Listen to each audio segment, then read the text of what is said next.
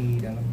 Ya, jadi hari ini, hari Senin tanggal 4 Mei 2026, kami selaku tim kuasa hukum mendampingi klien kami Mbak Clara Sinta untuk datang ke Komnas Perempuan.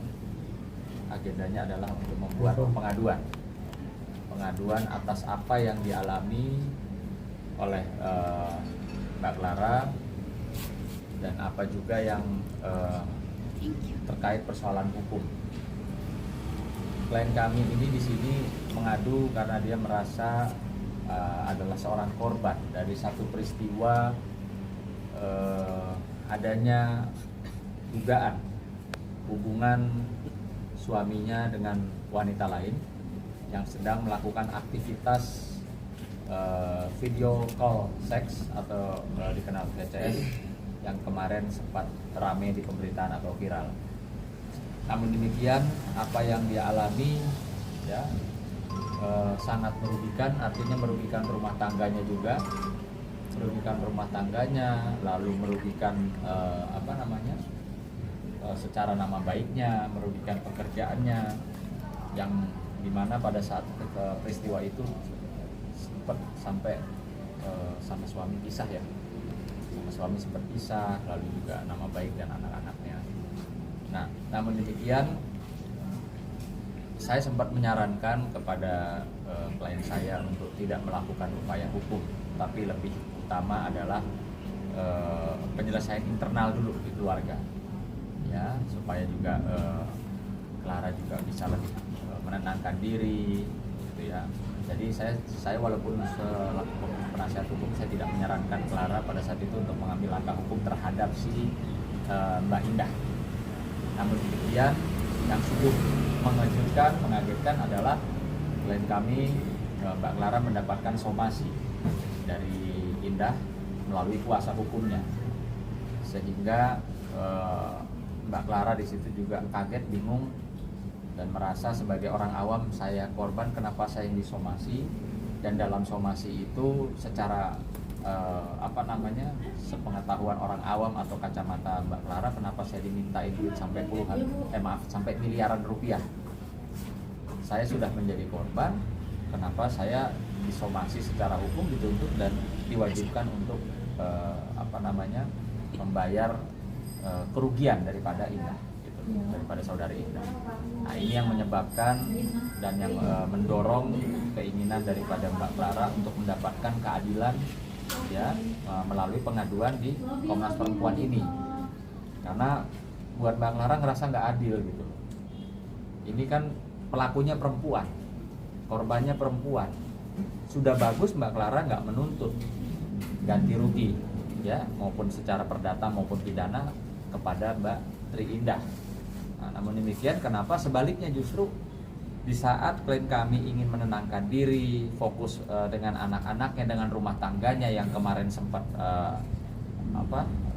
berantakan akibat dari perbuatannya yang kami duga dilakukan oleh saudari Indah dan saudara Lesa ini, kenapa malah Clara yang disomasi dan secara pengetahuan awalnya malah dimintain ganti rugi lah.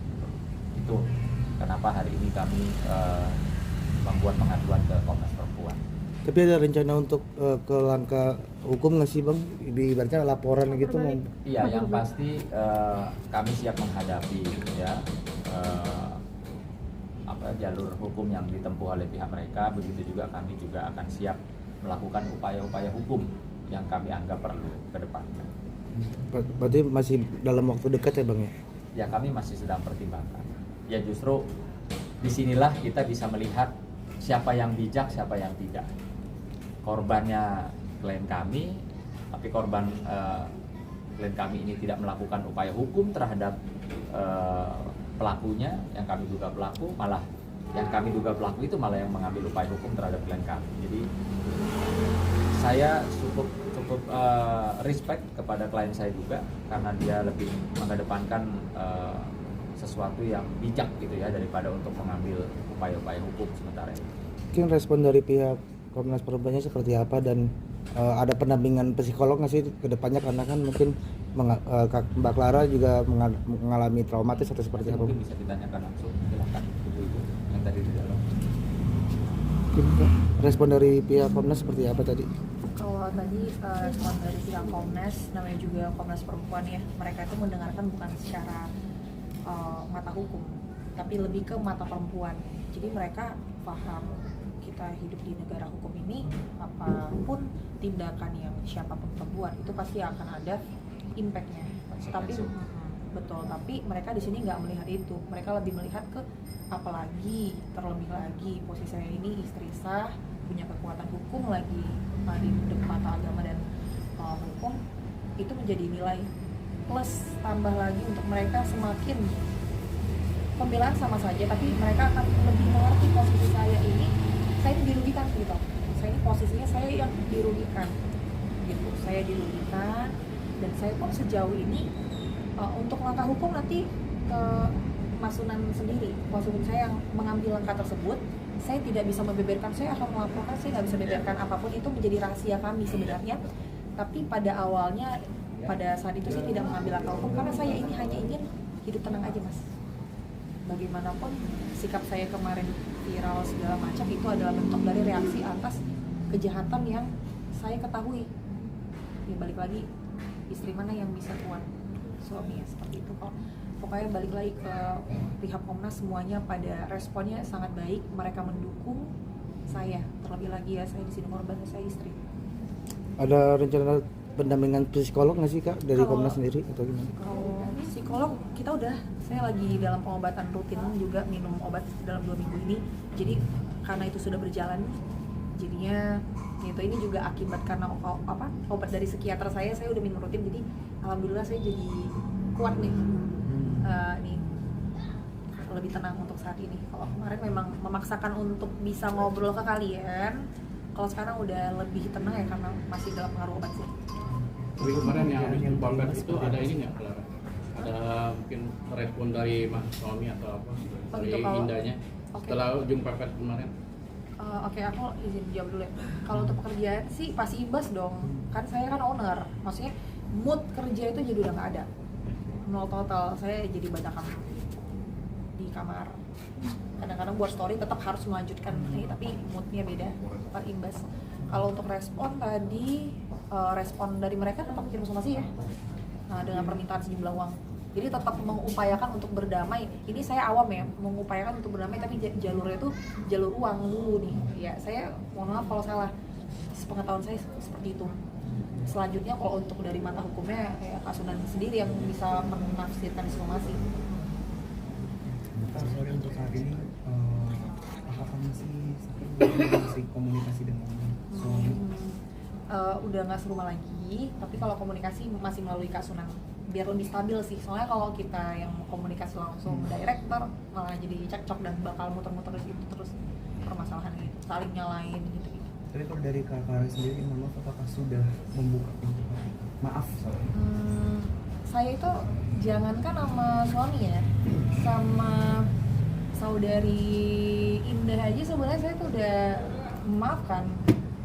Ya itu apa yang disampaikan betul, karena dari awal kejadian dia tidak pernah, Clara tidak pernah bilang, "Bang, tolong laporin, Bang, ambil langkah hukum, Bang, tolong somasi, tolong tuntut." Tidak pernah. Enggak, saya ya, tidak pernah. Jadi apa yang disampaikan barusan oleh Clara itu benar adanya, bahwa memang dari awal dia cuma kepengen semuanya baik atau bisa pulih kembali tanpa harus ada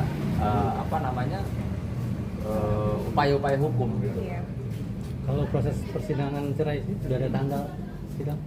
Nanti masih ini ada, tapi nanti aja dijawab. Tapi benar-benar tekad pengen cerai ya, Clara? Insya Allah ya, semoga Allah kuatin dulu ya. Ini lagi banyak bawa ke Allah aja. Biar Allah yang jawab, saya nggak mampu. Saya nggak bisa. Kunjungan ke sini kapan Bang? Ada lagi? Nanti kita tunggu dari Komnas Perempuannya sendiri juga akan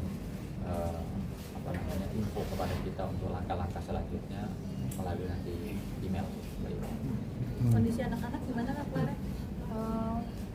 Sedih. Masih sama Kak Clara dua-duanya atau gimana? Yang kecil tuh bolak-balik, tapi kalau yang gede kan nama saya.